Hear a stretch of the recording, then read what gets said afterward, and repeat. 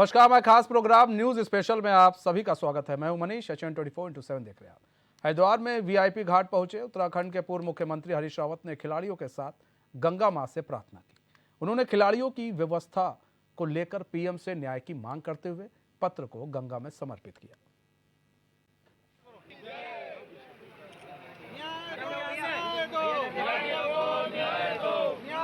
अंतर्राष्ट्रीय फलक पर देश के नाम को और तिरंगे झंडे के सम्मान को ऊंचा उठाने वाले 4 पहलवान जो स्वर्ण पदक विजेता हैं, वो गंगा मां के पास आए, कहा मां, हम अपने पदक आपको समर्पित करना चाहते हैं, क्योंकि जो हमारा उत्पीड़न करता है सरकार उसको संरक्षण दे रही है, और जो हम अपनी बात करना चाह रहे हैं, उठा रहे हैं, अब हमको जंतर मंतर पर बैठने भी नहीं दिया जा रहा है और लोकतांत्रिक तरीके से अपनी आवाज बुलंद नहीं करने दी जा रही है।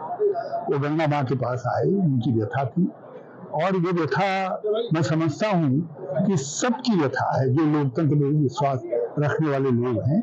और हमने तय किया है कि हम लोग यही हरिद्वार से, उन्होंने गंगा पे विश्वास किया, उन्होंने हरिद्वार पे विश्वास किया, हम भी गंगा के किनारे एक गंगा को अर्जी दे करके ये कहना चाहते हैं मां, जो उनका अभियान है उस अभियान को हम जन अभियान के रूप में आगे बढ़ाएंगे, और आप जो है सरकार को सद्बुद्धि दो और पहलवानों को न्याय मिले।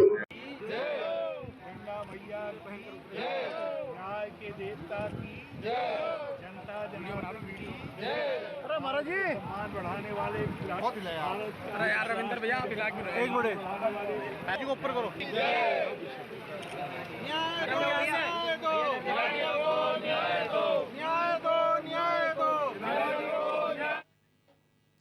हमारे साथ हमारे संवाददाता मनोज कश्यप लाइव जुड़ चुके हैं हरिद्वार से। मनोज, आज हरदा पहुंचे थे पूर्व मुख्यमंत्री भी जो रह चुके हैं हरीश रावत, उन्होंने प्रार्थना पत्र मां गंगा को समर्पित किया है और जो समर्थन है वो समर्थन दे रहे हैं, बार बार लगातार वो पहलवानों का समर्थन कर रहे हैं। ऐसे में वो मां गंगा के किनारे पहुंचे और एक प्रार्थना पत्र भी उन्होंने समर्पित किया।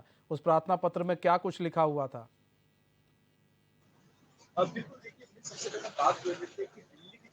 वालों का जो घेरा था वो हरिद्वार थोड़ी तक पहुंचा था। यहाँ पे कांग्रेस के साथ साथ जो अन्य पार्टियां, उन्होंने भी यहाँ पे पहलवानों को समर्थन किया था। यहाँ पे साफ तौर से कहा था कि जिस तरीके से यहाँ पे देखे जा सकते हैं कि तमाम जो अन्य पार्टियां वो यहाँ पे पहलवानों को समर्थक हुई, लेकिन यहाँ पे भारतीय जनता पार्टी पहलवानों के समर्थक में नहीं है। यहाँ पे लगातार ही इसको लेके पहलवानों ने आवाज उठाई तो घेरा प्रदर्शन किया था, जिसको लेके आज यहाँ पे मुख्यमंत्री, जो पूर्व मुख्यमंत्री हरीश रावत थे, वो पहुंचे तो गंगा मैया से उन्होंने एक अर्जी लगाई। उन्होंने कहा है कि जिस तरीके से पहलवानों के साथ में अत्याचार किया जा रहा है, यौन शोषण उनका किया गया, तो यहाँ पे जो कुश्ती महासंघ के जो अध्यक्ष है उनके ऊपर कई आरोप लगाए गए थे, उनको यहाँ पे सरकार के द्वारा आरक्षण दिया जा रहा है, यहाँ पे उनको कहीं न कहीं सरकार के द्वारा बचाने का प्रयास किया जा रहा है। तो उसी को लेके आज यहाँ पे पूर्व मुख्यमंत्री हरीश रावत ने गंगा मैया से प्रार्थना की और यहाँ पे कहा है कि पहलवानों के साथ में खड़े हुए, पहलवानों को जहाँ उनको जरूरत होगी वो उनके साथ में जाने के लिए तैयार हो, पहलवानों को यहाँ पे इंसाफ दिलाएंगे। जी मनीष, देखिए, इस पर कहीं ना कहीं मनोज राजनीति गर्माती जा रही है। ऐसे में देखिए, सबसे बड़ा हो जाता है जब हम हरिद्वार की बात करते हैं तब बात आती है हमारे जहन में साधु संतों की।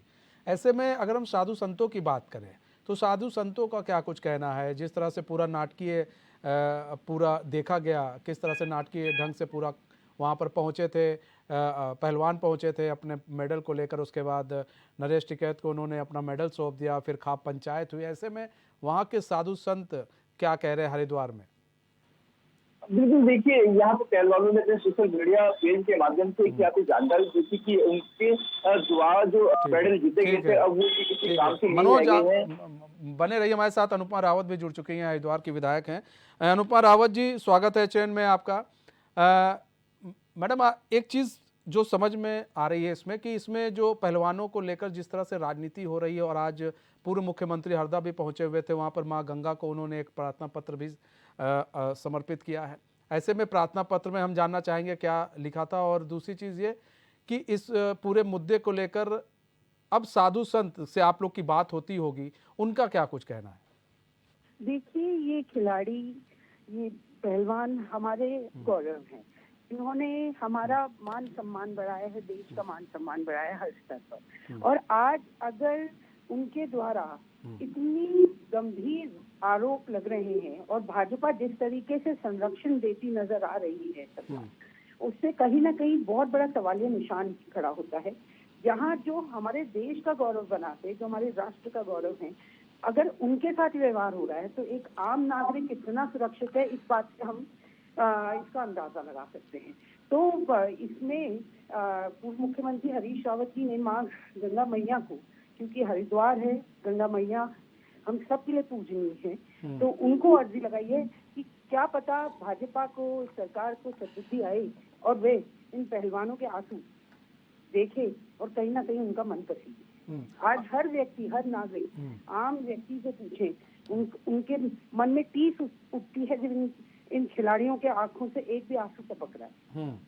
अनुपमा जी, जो बीजेपी है, बीजेपी की तरफ से कहा जा रहा है कि इस चीज़ को अनगर खींचने की कोशिश की जा रही है। यहाँ तो जांच चल रही है, पुलिस पूरी जांच कर रही है और निष्पक्ष जांच हो रही है। ऐसी क्या जांच चल रही है? इतना बड़ा आरोप, इतना बड़ी संगीन बात हमारे खिलाड़ी लगा रहे हैं, कोई और नहीं, खिलाड़ी लगा रहे हैं जिन्होंने हमारे मान सम्मान को बढ़ाया, हमारे राष्ट्र के मान सम्मान को, वो लगा रहे हैं।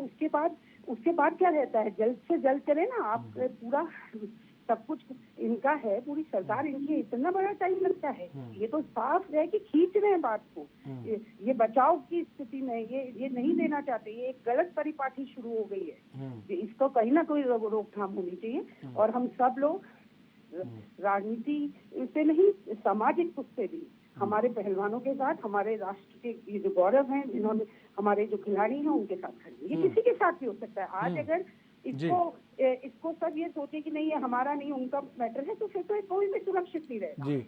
जो भी रसूखदार होगा, जिसके पास पावर होगी, वो मिसयूज करेगा और लोगों का उत्पीड़न करेगा। तो कहीं ना कहीं सबको आना पड़ेगा। जी अच्छा अनुपमा जी, ये भी कहा जा रहा है कि अभी जिस तरह से पूर्व मुख्यमंत्री पहुंचे वहां पर हरीश रावत जी, उसको लेकर जो सत्ता पक्ष है उनका कहना है कि हरिद्वार में जो है अपनी पैड बनाने के लिए, टिकट के लिए ये सारी चीज़ की जा रही है, एक राजनीति की जा रही है हरिद्वार में, क्योंकि वहाँ पर एक तरफ हरदा हैं तो दूसरी तरफ प्रीतम सिंह हैं, तो तमाम तरह की कई ऐसे नेता हैं वहाँ पर, तो इसलिए जो है वहाँ पर इस तरह की राजनीति करने की कोशिश की जा रही है। हरक सिंह है वहाँ पर। ये हमारे खिलाड़ियों से, तो हमारे जो हमारे देश का जिन लोगों ने हमेशा मान सम्मान बढ़ाया, उससे जुड़ा हुआ प्रश्न है। रही बात हरिद्वार की, हरिद्वार से हरीश रावत जी का बहुत गहरा रिश्ता है। हरिद्वार के हर मुद्दे को, अभी ये देखिए ना, इकबालपुर चीनी मिल के लिए जिस तरीके से उन्होंने पूरा एक दिन का धरना रखा और पूरे रात वहाँ रहे, दूसरे दिन जिस तरीके से हैंडपंप में स्नान किया और जो मुद्दे रखे और किसानों को उनका हक दिलाया, तो वो तो हर मुद्दे पर हरिद्वार के क्या पूरे, अभी तो पूरे प्रदेश के, देश के जो मुद्दा होता है, जो संवेदनाओं से जुड़ा होता है, लोगों के हित में जुड़ा होता है, वो उठाते रहे। इसको भाजपा जो है वो न्याय करे ना, न्याय की कुर्सी पर अगर बैठे हैं तो न्याय करे, उसकी ओर देखिए। और अगर नहीं देख रहे तो इस तरीके से जो घटना और जिस तरीके की बातें सामने आ रही हैं, तो जो लोग कहीं ना कहीं जिम्मेदार लोग हैं वो आगे आएंगे ही, बात उठाएंगे। जब इनके कानों में जू नहीं रहेंगी तो कोई तो आगे आएगा। अच्छा अनुपमा जी, जरूरत क्यों पड़ रही है दूसरे दलों के नेताओं को या सामाजिक कार्यकर्ताओं को, सामाजिक सरोकारों के लोगों को आज आगे आने की क्या जरूरत पड़ रही है? सरकार है, लोकतंत्र है, और लोकतंत्र में अगर लोग ही सुरक्षित नहीं हैं तो क्यों जरूरत पड़ी है? इस ओर भाजपा ध्यान दे, इस ओर ये सरकार ध्यान दे। अच्छा अनुपमा जी, एक चीज़ देखिए, यहाँ पर एक और तस्वीर अगर हम देखा जाए तो तस्वीर में जितना मुखर हरीश रावत दिख रहे हैं उत्तराखंड के अंदर, जिस तरह से वो हर मुद्दे पर मुखरता से बोल रहे हैं, वो वैसे भी जाने जाते हैं। उसके बाद कभी धरने पर भी जा रहे हैं वो जनता के हित के लिए। तो ऐसे में ये कहा जा रहा है कि कांग्रेस पार्टी जो है, अगर साथ इनका वो नहीं मिल पा रहा है कांग्रेस पार्टी का जितना मिलना चाहिए, अगर कांग्रेस पार्टी के, जो यहाँ के उत्तराखंड के कांग्रेस पार्टी का उतना, अगर कार्यकर्ताओं को उतना साथ मिल जाए तो चीज़ें और भी बेहतर हो सकती है। लेकिन हरदा को वो साथ नहीं मिल पा रहा है, इसलिए अगर जो भी चीज़ वो कर रहे हैं उतना इफेक्ट नहीं डाल रहा है सत्ता पक्ष पर। हरीश रावत जी हमारी पार्टी के भी, प्रदेश के भी और राष्ट्रीय स्तर पर भी उन्होंने जो कार्य किए हैं राजनीतिक जीवन में, सामाजिक जीवन में, एक नाम है। उन्होंने अपना पूरा जीवन लगभग 55 साल का राजनीति में समर्पित किया, लोगों की सेवा में समर्पित किया। रही बात पार्टी की, हमारे प्रदेश की, तो एक एक कार्यकर्ता उनके साथ खड़ा है और कहीं से कहीं तक नहीं, हमारी पार्टी हर मुद्दे पर हम साथ हैं, जो भी जन सरोकारों की है, जनहित की है। बहुत बहुत धन्यवाद अनुपमा जी हमारे साथ जुड़ने के लिए और अपना बहुमूल्य समय देने के लिए। हमारे साथ हमारे संवाददाता जुड़े हुए मनोज कश्यप। मनोज, देखिए यहाँ पर अभी आपने विधायक को भी सुना, लेकिन सवाल ये है कि यहाँ पर क्या राजनीति हो रही है पूरे मामले को लेकर, और खासकर हरिद्वार में एक मौका भी मिल गया है हरिद्वार में हरदा को कि नहीं, अब हम यहाँ पर अपनी पैठ और भी अच्छी बना सकते हैं और आला कमान से टिकट मांग सकते हैं, क्योंकि जिस तरह से हरदा मुखर होकर बोल रहे हैं उतना हरक सिंह रावत नहीं दिख रहे हैं इस पूरे मैटर में। देखिए वो गायब है पूरी पिक्चर से अभी। बिल्कुल, देखिए मनीष, ये कोई नया मामला नहीं हो। यहाँ पे ये कहना भी गलत नहीं होगा कि अब इस पूरे मामले में राजनीति की जा रही, क्योंकि जब पहलवान हरिद्वार पहुंचे थे अपने मेडल को लेकर, उसके बाद यहाँ पे घंटों के इंतजार के बाद में मेडल को गंगा में प्रवाहित करने की बात की गई थी, लेकिन गंगा में प्रवाहित नहीं की गई। तो उसके बाद यहाँ पे भारतीय किसान यूनियन के जो नेता थे नरेश टिकैत, वो यहाँ पे पहुंचे थे, उन्होंने सारे मेडल अपने हैंडओवर किए। उसके बाद वो पहलवानों को भी अपने साथ लेके चले गए थे। यहाँ पे जो कांग्रेस के जो विधायक थे ज्वालापुर विधानसभा सीट से रवि बहादुर, उन्होंने भी शोर उठाकर सम्मान किया था यहाँ पे पहलवानों को। साथ ही साथ उनको समझाने का प्रयास किया था कि जो मेडल है, ये देश का मेडल है, इसको गंगा में डालने से कोई समाधान नहीं होगा। लेकिन अब कहीं ना कहीं यहाँ पे देखा जा सकता है कि अब यहाँ पे इस पूरे मामले में निकल के राजनीति सामने आने लगी है, अब इस पर राजनीति होने लगी। क्योंकि अभी हरीश रावत ने एक दिन पहले यहाँ पे एक बात को कहा था कि अब मैं गंगा माँ के चरणों में जाऊंगा, वहां पे जाके जो पहलवानों की जो अर्जी थी वो लगाऊंगा। जिस तरीके से आज हरीश रावत हरिद्वार पहुंचे तो उन्होंने गंगा माँ से प्रार्थना की, कहा है कि जिस तरीके से यहाँ पे पहलवानों के साथ में अत्याचार किया जा रहा है, उनके साथ में यहाँ पे नाजायज व्यवहार किया जा रहा है, पुलिस के द्वारा उनको जंतर मंतर से घसीटा गया है, लेकिन सरकार से बिल्कुल चुप है। तो यहाँ पे ये बात बिल्कुल मनीष कहना गलत नहीं होगी कि अब इससे राजनीति होने लगी, क्योंकि यहाँ पे तमाम जो पार्टी है उससे राजनीति करने लगी। यहाँ पे विपक्ष को, सरकार को घेरने का एक नया मौका ये दिया है, क्योंकि अब यहाँ पे जिस तरीके से विपक्ष है वो लगातार सरकार को घेरने का काम कर रहे हैं। जी, विपक्ष लगातार सरकार को घेरने का काम कर रहे हैं, लेकिन एक चीज़ है जो सबसे ज़रूरी चीज़ है, जनता। आप तो ग्राउंड जीरो पर भी इस पूरे खबर को लेकर रहे, जनता का क्या कुछ कहना है इस पूरे मुद्दे को लेकर, जनता क्या सोच रही है? और हरिद्वार की जनता, क्योंकि मेडल लेकर आए थे पहलवान वहाँ पर, तो ऐसे में हरिद्वार की जनता का क्या कुछ कहना है? क्या अलग अलग राय है कि एक ही राय है? क्या कुछ कहना है?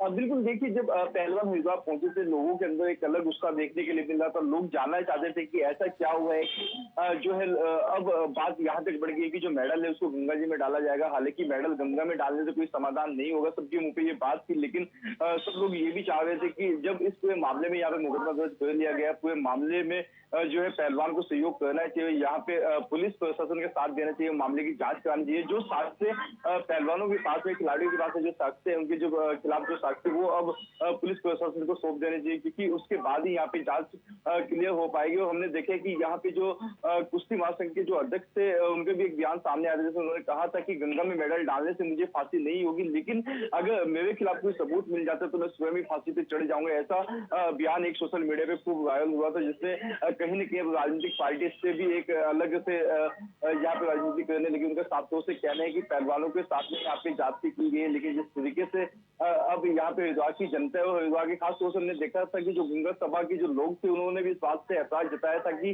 गंगा में मेडल डालने से समाधान नहीं होगा। यहाँ पे इसको राजनीतिक अखाड़ा ना बनाए, क्योंकि यहाँ पे गंगा माँ के तट पर लोग पूजा अर्चना करने के लिए आते, राजनीति करने के लिए नहीं आते। और खास तौर से गंगा सभा के लोगों ने ये अपील भी की थी कि यहाँ पे राजनीति ना की जाए, क्योंकि गंगा का तट है, लोगों की आस्था होती है, लाखों लोग, करोड़ों लोगों की आस्था गंगा माँ से जुड़ी रहती है। तो ऐसे में गंगा के घाटों पर जाके राजनीति ना की जाए। जी मनीष। मनोज कश्यप, गंगा के घाट पर जाके ही तो राजनीति हो रही है। अब देखिए हरदा भी पहुंचे हुए, वहां पर प्रार्थना पत्र लेकर पहुंचे, प्रार्थना पत्र को प्रभावित कर दिया, तो ये तो राजनीति हो रही है। अब गंगा के किनारे राजनीति अब हरिद्वार में चालू हो गई है कि अब हम जो भी राजनीति करेंगे गंगा किनारे से शुरू करा जाएगा। वो भी चलिए ठीक है, लेकिन अब यहाँ पर बात आ जाती है कि जो बीजेपी है, बीजेपी लगातार हरिद्वार में साधु संतों को साथ में लेकर चल रही है, साधु संतों से लगातार बात कर रही है, उनके बीच में जा रही है, मुख्यमंत्री हो, वहाँ के सांसद हो, और भी जो लोग हैं साधु संतों से बात कर रहे हैं। क्योंकि देखिए जब वोटिंग का समय आता है तो वहाँ पर साधु संत बहुत महत्वपूर्ण भूमिका में आ जाते हैं। ऐसे में तो ऐसे में क्या साधु संतों को ये समझा पाएगी कांग्रेस की नहीं, गलत हुआ है और बीजेपी का साथ ना दो? बिल्कुल देखिए मनीष, हमने देखा शुरुआती दौर में जब यहाँ पे चुनाव की जो एक बात थी वो उठने लगी थी कि माफ कीजिए कि जो अब लोकसभा चुनाव है वो आने वाले, तो यहाँ पे साधु संतों ने भी टिकट की मांग की, तो कहीं ना कहीं नाराजगी भी जाहिर की थी यहाँ पे हरिद्वार सांसद को लेकर। लेकिन अब कहीं ना कहीं जो भारतीय जनता पार्टी के जो बड़े नेता है, चाहे वो सिर्फ मुख्यमंत्री हो या फिर हरिद्वार सांसद डॉक्टर रमेश पोखरियाल निशंक, वो लगातार साधु संतों के बीच में जा रही, उनकी जो नाराजगी थी उसको भी यहाँ पे दूर करने का प्रयास किया जा रहा है। लेकिन ऐसे में अब जब ये नया मुद्दा निकल के सामने आया, पहलवान जब हरिद्वार पहुंचे थे, उसको लेके साधु संतों ने भी टिप्पणियां की थी। साधु संतों का भी साफ तौर से ये कहना था कि अगर किसी भी साधु, चाहे वो देश की बेटी हो, देश की खिलाड़ी हो, देश का पहलवान हो, किसी की भी साधु कुछ गलत होता है तो सरकार को उसका संज्ञान लेना चाहिए। और सबसे पहले ये है कि जब पुलिस प्रशासन किसी मामले में मुकदमा दर्ज कर लेती है तो उससे पुलिस प्रशासन के ऊपर मामले को छोड़ देना चाहिए। यहाँ पे पूरे मामले की जब जांच होगी उसके बाद कोर्ट से जो फैसला आएगा वो सबके लिए होगा, वो सबके लिए मान्य होगा कि इस पे कोर्ट क्या अपना फैसला लेता है। लेकिन अभी जब जांच की बात है तो जांच इस पूरे मामले में चल रही है, तो साधु संतों का भी यही कहना है कि अभी पूरे मामले में जब पुलिस प्रशासन जांच कर रही है तो उसमें जांच होनी चाहिए। और साथ ही साथ जो पहलवान है उनको भी यहाँ पे कहीं ना कहीं जो पुलिस प्रशासन है उनका सहयोग करना चाहिए पूरी जांच में। लेकिन अब यहाँ पे जो कांग्रेस और अन्य जो राजनीतिक पार्टी है वो इस पूरे मामले में कूद पड़ी और लगातार ही देश के अलग अलग जिलों से और अलग अलग जनपदों से यहाँ पे हमने देखे कि लगातार साधु संत के साथ साथ जो अन्य राजनीतिक पार्टी है वो भी पहलवानों को समर्थन कर रही है। जी हाँ, तो देखने को तो मिल ही रहा है कि अन्य अन्य क्षेत्रों से, अन्य राज्यों से जिस तरह से समर्थन मिल रहा है पहलवानों को, वो सामने आ रहा है और सभी को करना भी चाहिए। सभी को देश की बेटियों के सम्मान के लिए खड़ा होना चाहिए और ये स्वाभाविक भी है। लेकिन बार बार सिर्फ ये बात आ रही है कि गिरफ्तारी की। अच्छा, यहाँ पर बात आती है जब गिरफ्तारी की तो फिर बात आ जाता है कि किस बेसिस पर गिरफ्तार किया जाए। चलिए, अगर हम गिरफ्तार करते हैं तो किस बेसिस पर गिरफ्तार कर लें और फिर आगे क्या कोर्ट में पेश करेंगे। ये आधा अधूरा नहीं हो जाएगा अगर गिरफ्तार करके हम कोर्ट भाई, गिरफ्तार का मतलब है 24 घंटे के अंदर आप 164 का बयान कराइए, उसके बाद फिर पेश कर दीजिए। तो ऐसे में अगर गिरफ्तार कर लें तो फिर गिरफ्तार के बाद क्या? पुलिस के पास तो कुछ है ही नहीं, पुलिस के पास अभी उतना पुख्ता सबूत नहीं है। तो फिर अगर कुछ हो जाएगा, कोर्ट से उनको जमानत मिल जाती है या कुछ भी हो जाता है, तो फिर ये होगा कि नहीं, सरकार ने उस हिसाब से काम नहीं कर रही है। तो ऐसे में अगर पुलिस कार्रवाई कर रही है, पुलिस अगर उस पर जांच पड़ताल कर रही है, गहराई तक जा रही है, कोशिश कर रही है, दूध का दूध पानी का पानी हो सके, कौन सच है कौन झूठ है, तो ये भी तो देश जानना चाहता है कि आखिर क्या सच्चाई है। ऐसे में सच्चाई भी तो जानना चाहता है देश। और यहाँ पर क्या गिरफ्तारी एक हल है कि गिरफ्तारी से ही सब कुछ समाप्त हो जाएगा? मनोज। बिल्कुल, देखिए जो तमाम जो खिलाड़ी थे, पहलवान थे, वो लगातार गिरफ्तारी की मांग कर रहे थे। लेकिन ऐसे में कुछ तस्वीर भी सोशल मीडिया से के माध्यम से सामने आई थी कि जब जंतर मंतर को जो पहलवान थे उनको यहाँ पे खींचा गया था, पुलिस के द्वारा उनके साथ मारपीट की गई थी, ऐसा आरोप भी पहलवानों के द्वारा लगाया गया था। सोशल मीडिया पे कुछ तस्वीर भी डाली गई थी। लेकिन यहाँ पे जनता ये जानने के लिए बड़ी उत्सुक थी कि ठीक मनोज, यहाँ पे। ठीक मनोज, बहुत बहुत धन्यवाद हमारे साथ जुड़ने के लिए, तमाम जानकारी देने के लिए। हमारे साथ किशोर उपाध्याय जुड़ चुके हैं, बीजेपी विधायक है। किशोर उपाध्याय जी, स्वागत है एचएन में आपका। किशोर उपाध्याय जी, सर सवाल ये है कि हरदा जो है अब राजनीति गरमा रहे हैं और वो हरिद्वार पहुंचे थे, माँ गंगा के चरणों में उन्होंने एक प्रार्थना पत्र प्रभावित किया है और जिसमें कहा है कि भाई पहलवानों को उनका सम्मान मिले, पहलवानों के ऊपर जो अत्याचार हो रहा है उन अत्याचार के बारे में सरकार सोचे और बृजभूषण शरण सिंह की गिरफ्तारी हो।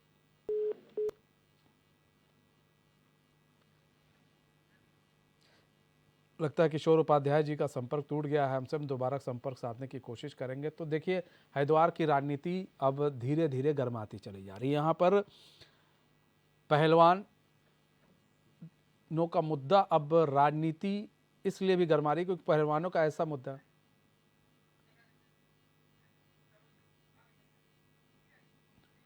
तो कहीं ना कहीं अब हरिद्वार में जिस तरह से हरदा ने एक बार फिर से राजनीति को गरमा दिया, जिस तरह से उन्होंने एक प्रार्थना पत्र मां गंगा में प्रभावित किया है। चलिए बढ़ते हैं अगली खबर की तरफ। पुरोला में नाबालिग लड़की के अपहरण के मामले को लेकर जिले के व्यापारियों ने हनुमान चौक से कलेक्टर कार्यालय तक जन आक्रोश रैली निकाली। इस दौरान उन्होंने डीएम को ज्ञापन सौंपते हुए कहा कि बाहर से आए लोग यहाँ अवैध रूप से जगह जगह पर ठेली लगा रहे हैं, ऐसे में इनका सत्यापन होना जरूरी है।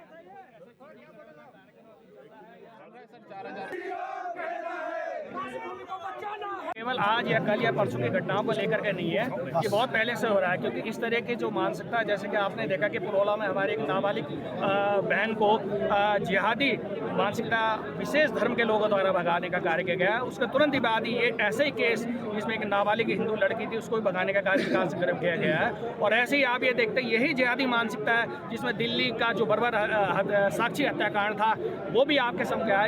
ये एक कुछ लोगों की घटना नहीं है, एक मानसिकता है। और ये मानसिकता आप ये देखिए कि जिस तरह से यहाँ के पहाड़ों की डेमोग्राफी बड़ी तेजी से चेंज हो रही है। यहाँ का जो हमारा पहाड़ का जो शांत आदमी था, बिल्कुल शांत प्रकृति का आदमी था, हर धर्म जाति के साथ मिलजुल कर रहने वाला था, आज इस जिहादी मानसिकता के जो लोग हैं जिनको सुनियोजित तरीके से, मैं खासकर इस बात पर जोर दूंगा कि सुनियोजित तरीके से, क्योंकि आज एक आ रहा है, कल उसके बाद वो 10 को लेकर के आ रहा है, 10 के बाद फिर वो और भी 10 लोगों को लेकर आ रहा है। इससे यहाँ की डेमोग्राफी चेंज हो रही है। जो यहाँ का हमारा जो पहाड़ का मूल निवासी है, ऐसे ही अगर स्थिति चलती रही तो शायद हो सकता है कुछ दिनों बाद वो अल्पसंख्यक हो जाए। इनका वेरिफिकेशन किया जाए और जो पुराने हैं 30-35 साल पुराने, उनका वेरिफिकेशन किया जाए, नयों को बिल्कुल स्वीकार न किया। हमारे साथ हमारे संवाददाता दीपक नोटियाल जुड़ चुके हैं। दीपक, व्यापारी जो है लामबंद हो चुके हैं, उनका कहना है कि भाई जो बाहरी लोग आ रहे हैं यहाँ पर ठेला ओला लगाने ना दिया जाए। जब से एक नाबालिग के जो भगाने वाला मामला सामने आया था तब से व्यापारी काफ़ी आक्रोशित नज़र आ रहे हैं। क्या अब कुछ चल रहा है, क्या कुछ अपडेट है और प्रशासन की तरफ से क्या कुछ कहा जा रहा है? जी मनीष, बिल्कुल ये जो पुरोला में जो घटना हुई है उसके विरोध में जो है जनपद मुख्यालय का जो आज जो है बाजार जो पूर्ण रूप से बंद रहा है और अभी भी बंद है। और जहाँ तक इस मामले को देखा जाए तो जो स्थानीय लोग हैं उसे जो है लव जिहाद देख के जो है ले रहे हैं इस मामले को। इस चक्कर से जो है सारे व्यापारी हो गए, स्थानीय लोग हैं, सब इनके विरोध में आ गए। जी मनीष। अच्छा दीपक, एक चीज़ और समझना चाहेंगे हम आपसे कि ये सिर्फ एक वर्ग विशेष के लिए है कि सभी लोगों के लिए कहा जा रहा है? जी मनीष, बिल्कुल ये एक वर्ग विशेष के लिए ही है, क्योंकि जो पुरोला में जो नाबालिग लड़की को भगाने का मामला सामने आया था उसमें जो है एक वर्ग विशेष के ही लोग थे और वो लड़की जो है अभी कक्षा 9वीं में पढ़ती थी और जिसके कारण से जो है यहाँ के स्थानीय लोगों ने जो वहाँ से इनका विरोध करना शुरू कर दिया था और आज ये आग जो है जिला मुख्यालय तक पहुँच चुकी है। जी जिला मुख्यालय तक पहुँचे। ऐसे में प्रशासन के साथ इनकी बातचीत भी हुई, प्रशासन ने क्या कुछ कहा है? जी, जो उत्तरकाशी के जो व्यापारी हैं उन्होंने जो है डीएम उत्तरकाशी को जो है ज्ञापन दिया और उन्होंने स्पष्ट शब्दों में डीएम साहब को बोला कि जो बाहर से व्यक्ति आ रहे हैं उनका जो है चिन्हीकरण और सत्यापन किया जाए ताकि जो है आने वाले समय में ऐसी घटना न हो। और मनीष, एक अपडेट मैं आपको और दे रहा हूँ जो मेरे पास अभी आ रही है कि कल जो है यमुना वैली के जो है जितने भी बाजार हैं, बड़कोट, नौगांव, आराकोट, सारे जितने बाजार हैं कल वो पूर्ण रूप से बंद रहेंगे। यमुना वैली के? जी। तो दर्शकों, हम आपको एक और खबर बता दें, यमुना वैली के भी जितने बाजार हैं वो भी जो व्यापार संगठन के लोग हैं उसको बंद रखेंगे। तो ये उत्तरकाशी में लगातार जो विरोध है वो व्यापारियों का बढ़ता चला जा रहा है। अच्छा, क्या कुछ कहना है व्यापारियों का, कब तक ये प्रदर्शन चलता रहेगा? जी, व्यापारियों ने आज जो है इस चक्कर में पूरा बाजार बंद रखा और इन्होंने जो है प्रशासन को जो है आज लिखित रूप में दिया है कि जल्दी अगर इनका जो है सत्यापन नहीं किया जाता तो आगे बहुत बड़ा आंदोलन होगा। जी नहीं दीपक, ये कब तक पूरा ये आंदोलन चलाने के मूड में है व्यापारी? क्या आज से बाजार बंद रहेगा, कल खुलेगा, या फिर बंद रखेंगे लोग? जी मनीष, जनपद मुख्यालय का बाजार तो आज बंद है और जहाँ तक मैं पुरोला की बात करूं तो पुरोला जो पिछले 5 दिन से बाजार बंद था और धीरे धीरे वहाँ पे भी अब दुकानें खुलनी शुरू हो गई है और जो यमुना वैली के अन्य बाजारों कल के लिए बंद रहेंगे। ठीक है दीपक, हमारे साथ जुड़ने के लिए, तमाम जानकारी देने के लिए बहुत बहुत धन्यवाद। हमारे साथ सुरेश चौहान जुड़ चुके हैं, बीजेपी विधायक हैं। सुरेश चौहान जी, स्वागत है चैन में आपका। सुरेश चौहान जी, आज ये व्यापारी वर्ग जो है उन्होंने पूरा बंद का आह्वान किया था, पूरा आज व्यापार ठप रहा, आज पूरी दुकानें बंद रही। उनका कहना है कि भाई ठेला ठूली लगाने वाले जो बाहर से आ रहे हैं उनको ना लगाने दिया जाए, खासकर एक वर्ग विशेष पर ज्यादा जोर दिया जा रहा है। ऐसा नहीं, आजकल यात्रा सीजन है, बहुत ज्यादा बाहरी लोग आ रहे हैं जिनका चिन्हीकरण पुलिस के द्वारा भी लगातार किया जा रहा है, लेकिन स्थिति हो जाती है कि जाम की स्थिति हो जाती है और ऐसे लोग आ जाते हैं कि जिनको कोई पहचानता नहीं है। पहाड़ के लोग बहुत बड़े भोले भाले सीधे साधे होते हैं, पुरोला में जो नाबालिग लड़की के साथ जो घटना घटी, जी उससे लोगों में एक भय का वातावरण है। और इस तरह की फिर कई ऐसी छोटी मोटी कई घटनाएं हुई तो लोगों के अंदर जो है एक आक्रोश सा उत्पन्न हो गया। और इसको जो चिन्हीकरण का काम है वो भी लगातार चल रहा है। और हम इस सोच रहे हैं कि जैसे कोई एक ने ठेली लगा दी, उसके पीछे 10 आ गए, फिर दूसरे ने ठेली लगा दी, उसके पीछे 10 आ गए। अब वो चिन्हित नहीं हो रहे तो उससे क्या होता है कि भय का वातावरण बन जाता है। तो पहाड़ में बहुत सीधे लोग रहते हैं और यहाँ पर हमें चाहते हैं कि इस तरह का कोई भी मतलब गलत वो ना हो। तो इसके लिए व्यापारियों में एक आक्रोश था। व्यापारियों ने आज जो है दोपहर तक अपनी दुकानें बंद की, उन्होंने ज्ञापन दिया कि हम जो है इस तरह की घटना जिस तरह से पुरोला में हुई या अन्य जगह हो रही है, और ये बढ़ते जो रेडी ठेली, ऐसा नहीं है जो रेडी ठेली वाले कई जमानों से जो लोग लगा रहे हैं, ऐसा नहीं कि उनको कोई डराने की बात कर रहे हैं, लेकिन कहीं ना कहीं इसको गलत उससे मतलब कोई गलत घटना अप्रिय घटना ना घटे। जो लोगों के अंदर जो एक आक्रोश है, उस आक्रोश को देखते हुए व्यापार मंडल ने आज जो है दोपहर तक जो है बंद का आह्वान किया था। उन्होंने अपना ज्ञापन दिया और उनसे व्यापार मंडल को भाई अपना जगह जरूरी है कि जो हमारी दुकानें हैं, दुकानों के आगे ठेलियां लग जाती हैं, कौन लोग कब आता है पता नहीं लगता है। तो पहाड़ में तो सीधी सी बात, अगर आदमी 4 दिन घूमता है तो वो भी पता लग जाता है आदमी कौन है। जी तो इतनी भीड़ हो गई कि उससे जो है लोगों में एक भय का वातावरण है।